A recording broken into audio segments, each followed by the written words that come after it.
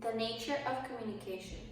Learning about the nature of communication can benefit us all to eventually have better and more effective communication skills. Knowing how to communicate effectively can help you develop better relationship with others. Communication is a process we experience every day, and it is interesting to discover how it really works. We will start by explaining the different communication principles established in this process. Chapter 1 starts with communication principle. This is a really important section of the chapter. There are 5 communication principles. So the first one is that communication is unavoidable. The fundamental axiom of communications according to our book is that one cannot be communicated. A lot of our behaviors offer cues about our attitudes. For example, facial expressions, postures, and gestures, or even the clothes that you are wearing can say a lot more than your words. We are always communicating, and we always send messages. Not show up to an event that you say you were coming to, or leaving a room without saying a word, could lead to another meaning to others. So for this reason, it is essential to consider the intentional message you send. The second principle is named communications is strategic. So communications is to achieve goals, especially in a job, where non-communications could lead to misunderstanding. On a job, the most important type is instrumental communications. What does that mean? Well, when your manager asks you to turn on a report at noon and you are pursuing instrumental goal by asking how long that report has to be, well, this is an example of pursuing instrumental goals.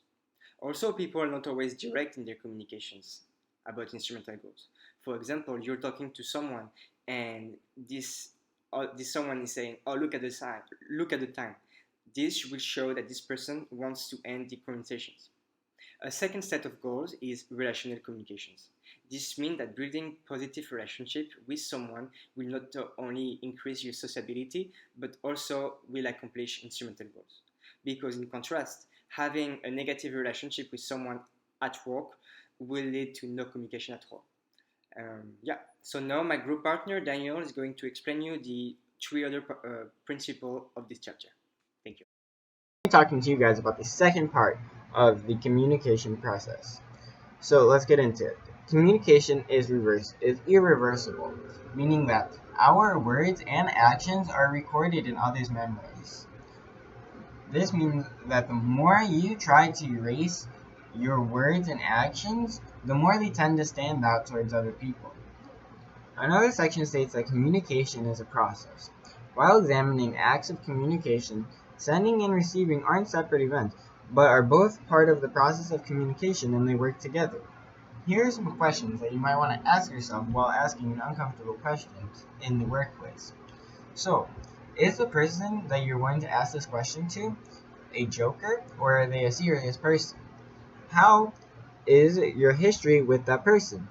And is that person normally critical towards you or are they normally a supportive person towards you? So those are just some questions that you might want to ask yourself in order to ensure that you're asking the right person the right question.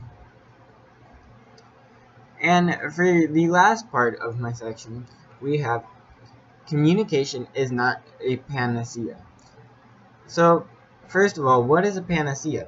Panacea means all healing. So let's reread that. Communication is not all healing. So what does that mean exactly?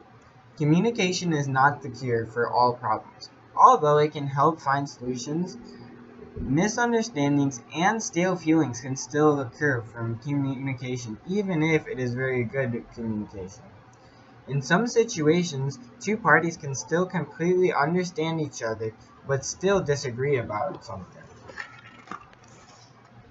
So now we're going to get on to the next part, the basics of the basics of the communication model and some of the elements that are involved in it.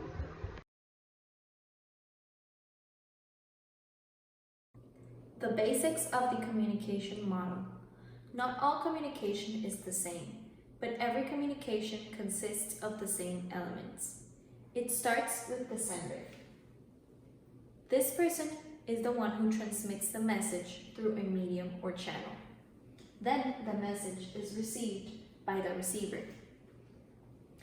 But there is no guarantee that the message is understood by this communicator. Finally, the receiver gives a response called feedback. This feedback can be transmitted verbally or non-verbally. Some examples of non-verbal feedback are smiles or frowns. The lack of message or response can also be interpreted as feedback, like the failure to answer or return a phone call. Throughout the process of communication, there is the activity of encoding and decoding. Encoding is the activity where the sender chooses specific words or phrases to express these nonverbal or verbal messages. Decoding is the process when the receiver attaches meaning to a message. For example, when a teacher interprets your yawn as a meaning of being bored in class. There are many ways on how messages can be decoded. It is important to understand that communication is a collaborative process we do with others, and sending and receiving messages is a simultaneous and connected process. Noise is another element from the communication model. There are factors that interfere with the exchange of messages. There is environmental noise, which represents the communicator's surroundings, for example, annoying noises or sounds or smells. The physiological noises involve physical issues like hearing disorders, illness, or disabilities. And finally, the psychological noises are forces that interfere with the understanding. Some examples of these are egotism, assumptions, stereotypes, preoccupation, or fear.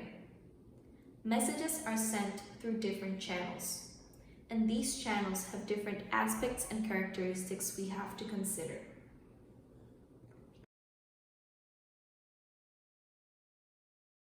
Choosing the right channel is always important because this will have a great influence in how effective your message will be transmitted and received.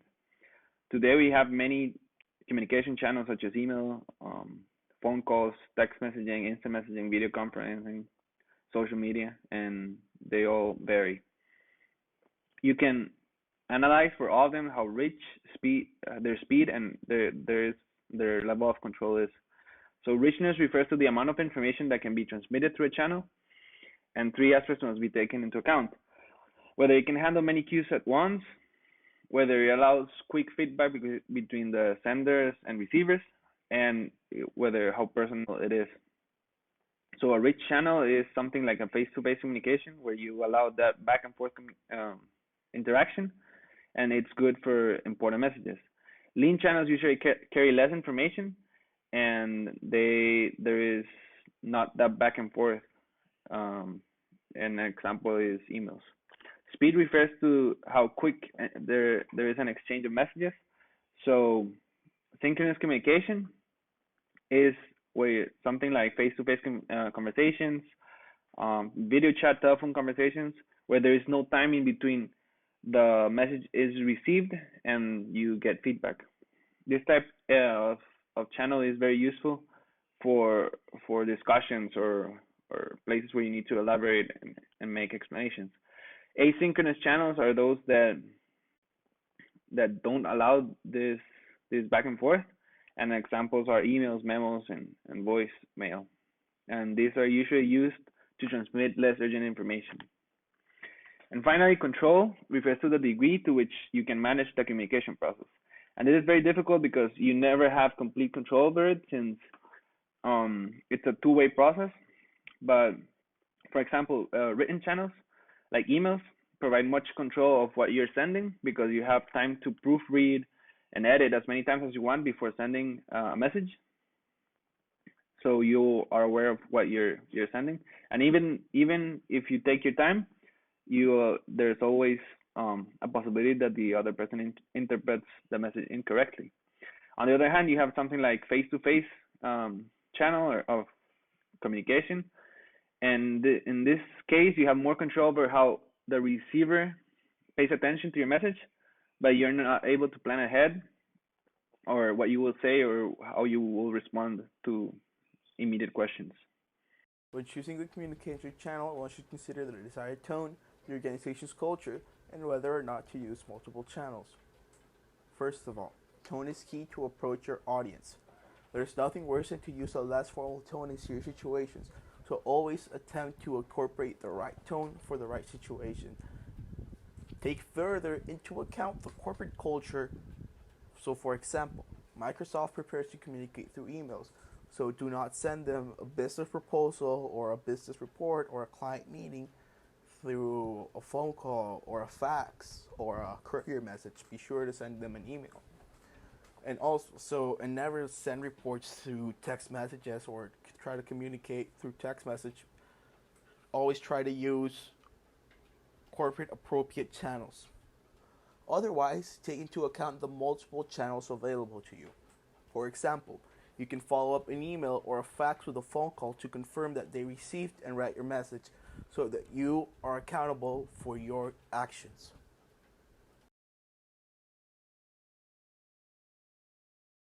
Communication is an unavoidable action that we engage in every aspect of our lives. And regardless of whether you're a sender or receiver, you should always be aware that this is a two-way process and you should take into account the other part. So, in order to have successful and achieve positive communication, you have to take into account intentions and also the channels that are being used.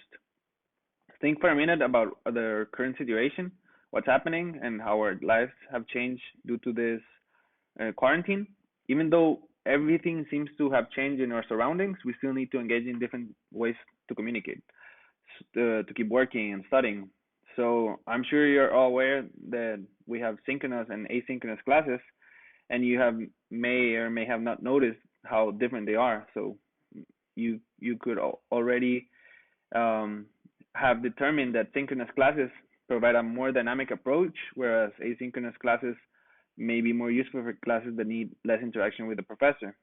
And I don't know, think about um, how you're communicating with your classmates and your professors. So are you planning Zoom meetings, or have you found yourself better sending emails to teachers and advisors?